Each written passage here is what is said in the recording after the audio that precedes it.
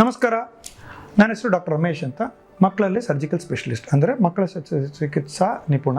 ಇವತ್ತು ನಾನು ಮಾತಾಡೋಂಥ ಟಾಪಿಕ್ಕು ಸ್ವಲ್ಪ ಇತ್ತೀಚೆಗೆ ಸ್ವಲ್ಪ ತಾಯಿ ಅಂದ್ರಲ್ಲಿ ಅದು ಪ್ರೆಗ್ನೆಂಟ್ ವುಮೆನ್, ಓಕೆ, ಬಸರಿ ಆಗಿರೋಂಥ ಹೆಂಗಸರಿಗೆ ಬರುವಂಥ ಆತಂಕದ ಬಗ್ಗೆ ಮಾತಾಡ್ತೀನಿ. ಯಾವಾಗ ಆತಂಕ ಬರುತ್ತೆ?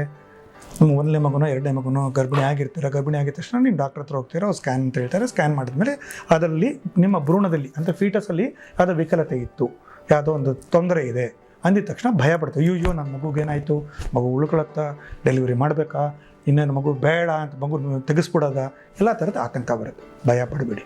ಇವತ್ತು ಸಾಧಾರಣವಾಗಿರೋಂಥದ್ದು 4-5 ವಿಷಯಗಳು ನಿಮ್ಗೆ ತಿಳಿಸ್ತೀನಿ. ಇದನ್ನು ಮನಸ್ಸಲ್ಲಿ ಇಟ್ಕೊಂಡ್ರೆ ಭಯ ಪಡದೆ ನೀವು ಏನು ಬೇಕು ಅನ್ನೋದು ಸರಿಯಾದ ನಿರ್ಧಾರ ನೀವೇ ತಗೋಬೋದು. ಮೊದಲನೇದಾಗಿ ಮಕ್ಕಳಲ್ಲಿ ಭ್ರೂಣದಲ್ಲಿ ಯಾವುದೇ ಥರ ವಿಕಲತೆಗಳು ಯಾವಾಗ ಕಂಡುಹಿಡಿತಾರೆ? ಅದು ಸಾಧಾರಣವಾಗಿ ಮುಂಚೆಲ್ಲ ಏನು ಮಾಡ್ತೀವಿ, 20ನೇ ವಾರ ಅಂದರೆ ನಾವು ಫಸ್ಟ್ ಸ್ಕ್ಯಾನ್ ಮಾಡೋದು 12 ವಾರದಲ್ಲಿ ಮಾಡ್ತೀವಿ. 12 ವಾರದಲ್ಲಿ ಮಾಡಿದಾಗ 12th ವೀಕು ಅಂದರೆ ಅವಾಗ ತಾನೇ ಪೀರಿಯಡ್ ಮಿಸ್ ಆದಾಗ ಮಾಡ್ತಾರೆ. ಆವಾಗ ಏನಾಗುತ್ತೆ, ಮಗು ಪ್ರೆಗ್ನೆನ್ಸಿ ಇದೆಯಲ್ಲ ಕನ್ಫರ್ಮ್ ಆಗುತ್ತೆ. ಆದರೆ ಅನಾಮಲಿ ಸ್ಕ್ಯಾನ್ ಅಂತ ಹೇಳಿದ್ರೆ ಮೈಯಲ್ಲಿ ಅಂಗಗಳೆಲ್ಲ ಫುಲ್ ಮುಗಿಸೋದಕ್ಕೆ ಎಲ್ಲ ಬೆಳವಣಿಗೆ ಆಗೋಕ್ಕೆ 4-5 ತಿಂಗಳಾಗುತ್ತೆ. ಸೊ ಸಾಧಾರಣವಾಗಿ 5ನೇ ತಿಂಗಳು ಸ್ಕ್ಯಾನ್ ಮಾಡೋಕ್ಕೆ ಹೇಳ್ತಾರೆ, ಅಂದರೆ 20 ವಾರ. ಪ್ರಾಬ್ಲಮ್ ಏನು ಅಂತಂದರೆ, ನಮ್ಮ ದೇಶದಲ್ಲಿ ಕಾನೂನಿನ ಪ್ರಕಾರ ಮಗು ಬೇಡ ಅಂತ ನೀವು ನಿರ್ಧಾರ ಮಾಡಿದ್ರೆ, ಅದಕ್ಕೆ ವಿಕಲತೆಗಳು ಜಾಸ್ತಿ ಇತ್ತು, ಮಗು ಉಳ್ಕೊಳ್ಳೋದು ಕಷ್ಟ, ಪ್ರಾಬ್ಲಮ್ ಇದೆ ಅಂತ ಅನಿಸಿದ್ರೆ, ಮಗು ನಾವು ಬೇಡ ಅಂತ ಹೇಳಿದ್ರೆ ಅದಕ್ಕೆ ಗರ್ಭ ಬೇಡ ಅಂತಂದರೆ ಅದನ್ನು MTP ಅಂತಲ್ಲ, ಅಬಾರ್ಷನ್ ಮಾಡಿಸ್ಕೊಳ್ಳೋದಾದರೆ 20 ವಾರದ ಒಳಗೆ ಮಾಡಿಸ್ಬೇಕು.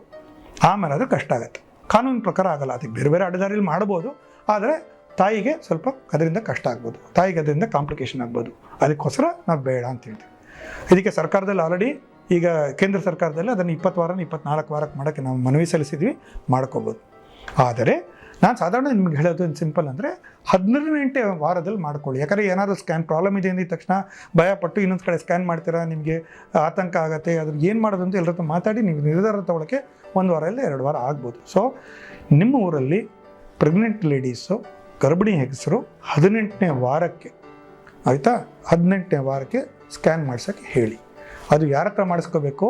ಅದರಲ್ಲಿ ನಿಪುಣತೆ ಇರೋರ ಹತ್ರ. ಈಗಿನ ಕಾಲದಲ್ಲಿ ಎಲ್ಲ ಮೆಡಿಕಲ್ ಕಾಲೇಜು, ದೊಡ್ಡ ದೊಡ್ಡ ಆಸ್ಪತ್ರೆಗಳಲ್ಲಿ ಎಲ್ಲ ಕಡೆ ಅದಕ್ಕೆ ಅಂತ ರೇಡಿಯಾಲಜಿಸ್ಟ್ಗಳಿದ್ದಾರೆ. ಅವ್ರಗಳ ಹತ್ರ ಮಾಡಿಸ್ಕೊಂಡ್ರೆ ಖಂಡಿತ ಅವ್ರಿಗೆ ಹೇಳಿ ಮಗುಗೆ ಏನಾದರೂ ಪ್ರಾಬ್ಲಮ್ ಇದೆ ಹೇಳಿ. ಒಂದು. ಎರಡನೇದು, ಮಗುಲಿ ಇವಾಗ ಏನೋ ವಿಕಲತೆ ಇದೆ ಅಂತ ಹೇಳ್ಬಿಟ್ರು ಅಂದಿದ ತಕ್ಷಣ ನಾವೇನು ಮಾಡ್ತೀವಿ, ಟೆನ್ಷನ್ ಮಾಡ್ಕೊಬೇಡಿ. ಆವಾಗ ಏನು ಮಾಡ್ತೀವಿ, ನೀವು ನಮ್ಮ ಹತ್ರ ಬಂದರೆ, ಈಗ ಪ್ರಾಬ್ಲಮ್ ಜೊತೆ ರಿಪೋರ್ಟ್ ಜೊತೆ ಬಂದರೆ ನಾವು 4-5 ವಿಷಯಗಳು ಗಮನಿಸ್ತೀವಿ. ಒಂದು, ಈ ಪರ್ಟಿಕ್ಯುಲರ್ ಇದಕ್ಕೆ ನ್ಯಾಚುರಲಿಸ್ಟ್ ಅಂದರೆ ಅದಕ್ಕೆ ಹಂಗೆ ಬಿಟ್ಟರೆ ಏನಾಗುತ್ತೆ, ಕೆಲವು ಸತಿ ಲಂಗ್ಸಲ್ಲಿ ಸಿಸ್ಟ್ ಅಂತ ಇರುತ್ತೆ, ಅದು ವೆಯ್ಟ್ ಮಾಡೋದು ತಾನಾಗಿ ಕರಗೋಕ್ಕೂ ಚಾನ್ಸಸ್ ಇದೆ, ವೆಯ್ಟ್ ಮಾಡೋಕ್ಕೆ ಹೇಳ್ತೀವಿ. ಇನ್ನು ಕೆಲವು ಸತಿ ಏನಾಗುತ್ತೆ, ದೊಡ್ಡದಾಗ್ಬೋದು, ಇನ್ನು ಕೆಲವು ಸತಿ ಹಾಗೆ ಉಳ್ಕೋಬೋದು. ಸೊ ಅದ್ರ ಬಗ್ಗೆ ನಿಪುಣರ ಹತ್ರ ಕೇಳಿದ್ರೆ, ಪಿಡಿಯಾಟ್ರಿಕ್ ಸರ್ಜನ್ಸ್ ಅಂತ ಹೇಳಿ ಮಕ್ಕಳ ಸರ್ಜನ್ ಎಲ್ಲಿ ಬೇಕಾದ್ರೂ ವಿಚಾರಿಸಿ. ಈಗ ಹೇಳಿದ್ರೆ ಪ್ರತಿ ಊರಲ್ಲೂ ಪ್ರತಿ ಜಿಲ್ಲೆಯಲ್ಲೂ ಇದ್ದಾರೆ. ಅವ್ರ ಹತ್ರ ಹೋದರೆ ಅವ್ರದ್ರ ಬಗ್ಗೆ ಸ್ಟಡಿ ಮಾಡಿ ನಿಮಗೆ ಏನು ಬೇಕಂತ ಮಾಹಿತಿ ಕೊಡ್ತಾರೆ. ಸೊ ನಾವೇನು ಮಾಡ್ತೀವಿ, ಫಸ್ಟು ಅದನ್ನು ಹಂಗೆ ಬಿಟ್ಟರೆ ಏನಾಗುತ್ತೆ, ದೊಡ್ಡದಾಗತ್ತಾ ಚಿಕ್ಕದಾಗತ್ತಾ ಉಳ್ಕೊಳತ್ತಾ ಅದ್ರ ಬಗ್ಗೆ ನೋಡ್ತೀವಿ. ಎರಡನೇದು ಏನು ಮಾಡ್ತೀವಿ, ಅದು ಇತ್ತು ಅಂದರೆ ಮಗು ಹುಟ್ಟಿದ ಮೇಲೆ ಮಗು ಕ್ವಾಲಿಟಿ ಆಫ್ ಲೈಫ್ ನೋಡ್ತೀವಿ. ಅಂದರೆ ಮಗು ಜೀವಿತವಾಗಿದ್ದರೆ ಪ್ರಯೋಜನ ಇಲ್ಲ.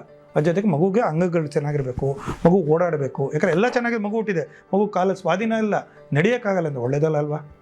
ಇಲ್ಲ ಅಂದರೆ ಮಗು ತಲೆ ಇಲ್ಲ, ತಲೆ ಚಿಕ್ಕದಾಗಿದೆ, ಬುದ್ಧಿಮಾಂದ್ಯತೆ ಬರೋಕ್ಕೆ ಚಾನ್ಸಸ್ ಇದೆ, ಅಂಥ ಮಕ್ಕಳು ಬೇಡ ಅಲ್ವಾ? ಅಂಥ ಮಕ್ಕಳಿದ್ರೆ ನಾವು ಡಿಸಿಷನ್ ತೊಗೊಂಡು ಬೇಡ ಅಂತ ಡಿಸೈಡ್ ಮಾಡ್ಬೋದು. ಆದರೆ 100ಕ್ಕೆ 90-95% ಮಕ್ಕಳಿಗೆ ಅಂಥ ಲೈಫ್ ಥ್ರೆಟ್ನಿಂಗ್ ಅಂದರೆ ಮಗು ಜೀವಕ್ಕೆ ಅಪಾಯ ಬರೋವಂಥದ್ದು ಕಾಯಿಲೆಗಳು ಇರಲ್ಲ. ಸಾಧಾರಣ ಮಕ್ಕಳಿಗೆ ಕಿಡ್ನಿಲಿ ಊತ ಇದೆ ಅಂತ ಹೇಳ್ತಾರೆ, ಹಾರ್ಟಲ್ಲಿ ಸ್ವಲ್ಪ ಕ್ಯಾಲ್ಸಿಫಿಕ್ ಫೋಕಸ್ ಅಂದರೆ ಕೆಲವು ಕಡೆ ಕ್ಯಾಲ್ಸಿಯಂ ಡೆಪಾಸಿಷನ್ ಆಗಿದೆ ಅಂತ ಹೇಳ್ಬೋದು, ಕಿಡ್ನಿಲಿ ಪ್ರಾಬ್ಲಮ್ ಇದೆ ಅಂತ ಹೇಳ್ಬೋದು, ಸೀಳ್ ತೊಟಿ ಇರ್ಬೋದು, ತಲೆಯ ಒಳಗೆ ಬ್ರೈನಲ್ಲಿ ಪ್ರಾಬ್ಲಮ್ ಇದೆ ಅಂತ ಹೇಳ್ಬೋದು, ಕರಳೊಳಗೆ ಹೊಟ್ಟೆಯಲ್ಲಿ ಪ್ರಾಬ್ಲಮ್ ಇರ್ಬೋದು. ಇದು ಬಿಟ್ಟು ಡಯಾಫ್ರಮ್ ಅಂತ ಹೇಳ್ತಾರೆ, ತೂತಿರ್ಬೋದು, ಆ ಥರ ಸಣ್ಣ ಸಾಕಷ್ಟು ಇರ್ಬೋದು. ಈಗಿನ ಕಾಲದಲ್ಲಿ ಅಲ್ಟ್ರಾಸೌಂಡ್ ಒಂದು ಎಲ್ಲ ಊರಲ್ಲೂ ಸಿಗ್ತಾ ಇರೋದ್ರಿಂದ ಈ ಥರದನ್ನು ಜಾಸ್ತಿ ಡಿಟೆಕ್ಟ್ ಮಾಡ್ತಾರೆ, ತಪ್ಪಿಲ್ಲ. ಆದರೆ ಅದು ಬಂದ ಮೇಲೆ ನೀವು ಏನು ಮಾಡಬೇಕು ಅಂತ ನೋಡಬೇಕಾಗುತ್ತೆ. ಸೊ ಒಂದು, ಯಾವ ಪೀರಿಯಡ್ ಆಫ್ ಜೆಸ್ಟೇಷನ್ ಅಂದರೆ ಯಾವ ಗರ್ಭಿಣಿ ಹೆಂಗಸಿಗೆ ಎಷ್ಟನೇ ತಿಂಗಳಲ್ಲಿ ಆ ಪ್ರಾಬ್ಲಮ್ ಕಂಡುಹಿಡಿದಾಗ ನೋಡ್ತೀವಿ. ಮಗುಗೆ ಪ್ರಾಣಕ್ಕೆ ಅಪಾಯ ಇದೆಯಲ್ಲ ನೋಡ್ತೀವಿ. ಕೆಲವು ಸತಿ ಹಾರ್ಟ್ ಪ್ರಾಬ್ಲಮ್ ತೀರಾ ಜಾಸ್ತಿ ಇದೆ, ಮಗು ಉಳ್ಕೊಳ್ಳೋದು ಕಷ್ಟ ಅಂತ ನಮ್ಮ ಮಗು ಇವಾಗಲೇ ಯಾಕೆ ಹೆಂಗಸು ಗರ್ಭಿಣಿ ಪೂರ ಗರ್ಭ ತೊಗೊಂಡು 9 ತಿಂಗಳಾದ್ಮೇಲೆ ಹುಟ್ಟಿ ಪ್ರಾಬ್ಲಮ್ ಯಾಕೆ ಮಾಡ್ಕೋಬೇಕು?